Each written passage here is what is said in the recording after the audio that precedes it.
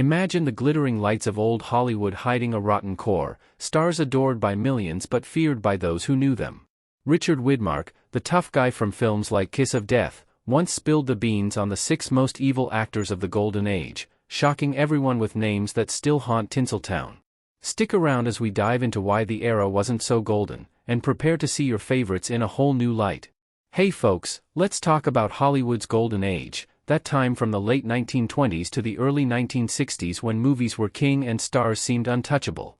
But Richard Widmark, who starred in over 70 films and knew the industry inside out, saw the ugly truth behind the glamour.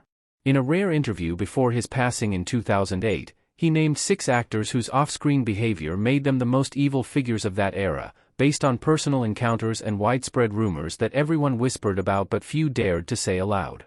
Widmark wasn't one to mince words. He played villains himself but lived clean, married to the same woman for over 50 years. He said these guys abused their power, hurt people, and got away with it because studios covered up scandals to protect profits.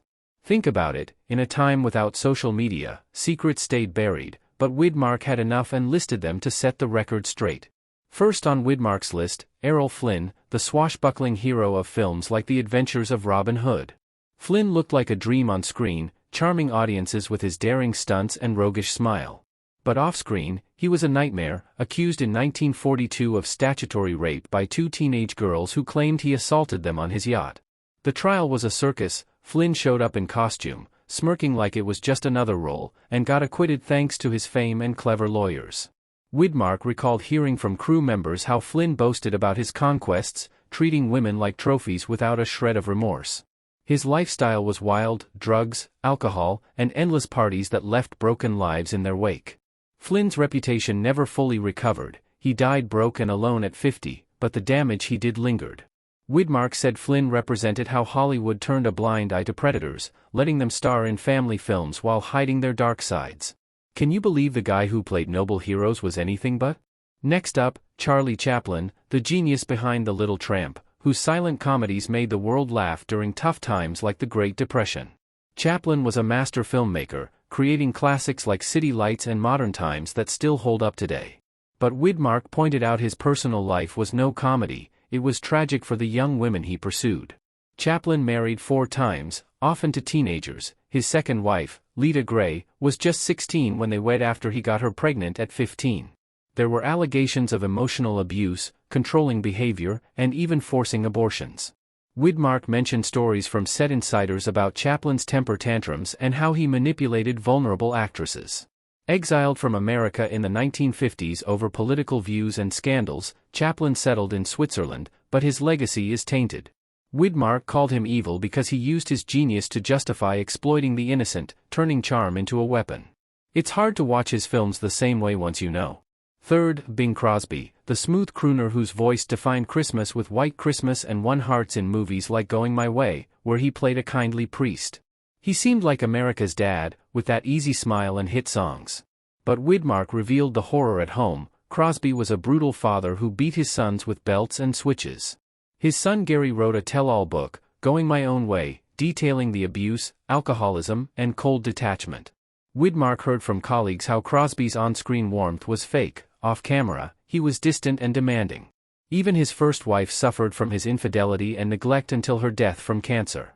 Crosby died in 1977, but his kids' stories painted a monster behind the microphone. Widmark said this hypocrisy made him evil, preaching family values while destroying his own. How does that sit with you, knowing the holiday icon was a household tyrant? Widmark's list shakes the foundation of what we think about old Hollywood.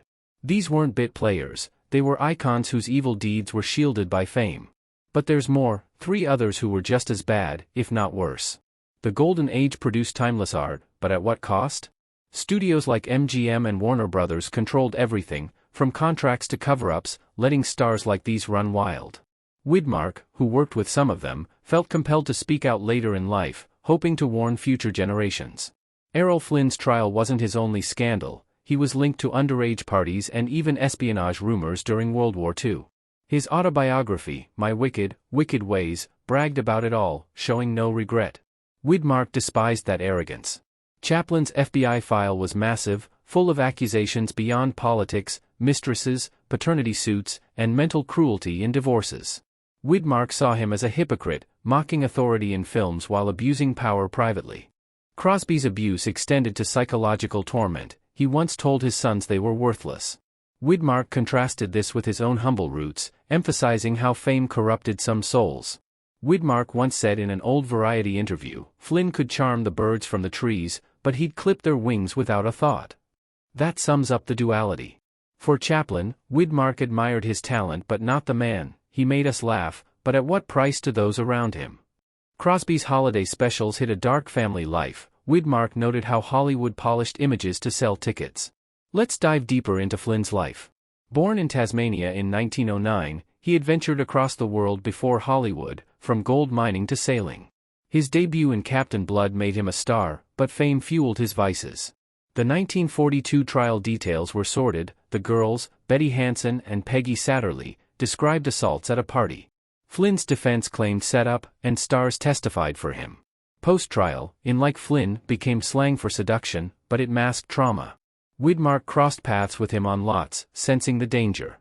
Chaplin, born in London in 1889, rose from poverty to fame. His control-freak nature showed in directing, but spilled into relationships. His marriage to Mildred Harris at 16 ended in divorce with abuse claims. Lita Gray's memoir detailed seduction at 12. Widmark, a fan of silent films, was disappointed learning this. Crosby, born in 1903, was a jazz pioneer before acting. His road to films with Bob Hope were fun, but home was hell. Gary Crosby's book revealed beatings for minor infractions. 2 sons later died by suicide, linked to trauma. Widmark appreciated Crosby's talent but condemned the violence.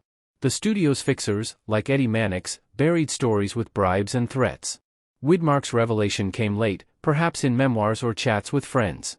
This era's glamour hid exploitation, from long hours to forced diets. Flynn's later years, addicted, bankrupt, writing exposés. Chaplin's knighthood in 1975 ignored victims. Crosby's second family portrayed him better, but first knew truth. Widmark's list reminds us heroes can be villains. Moving on, let's uncover the last 3 on Richard Widmark's list of Hollywood's most evil Golden Age stars. These guys were powerhouses on screen, but their actions left scars that time can't erase. Widmark, known for his integrity, didn't name them lightly. He saw the industry protect monsters while chewing up the good ones. 4th, Kirk Douglas, the rugged star of Spartacus and Paths of Glory, with that famous dimple and intense eyes. He survived a helicopter crash and stroke, seeming indestructible. But Widmark called him out for alleged assaults, including the rumored rape of young Natalie Wood in the 1950s. Wood, then 15, was invited to his hotel for an audition that turned violent, according to biographies. Douglas denied it, but whispers persisted. Widmark heard from mutual friends how Douglas used his clout to silence stories.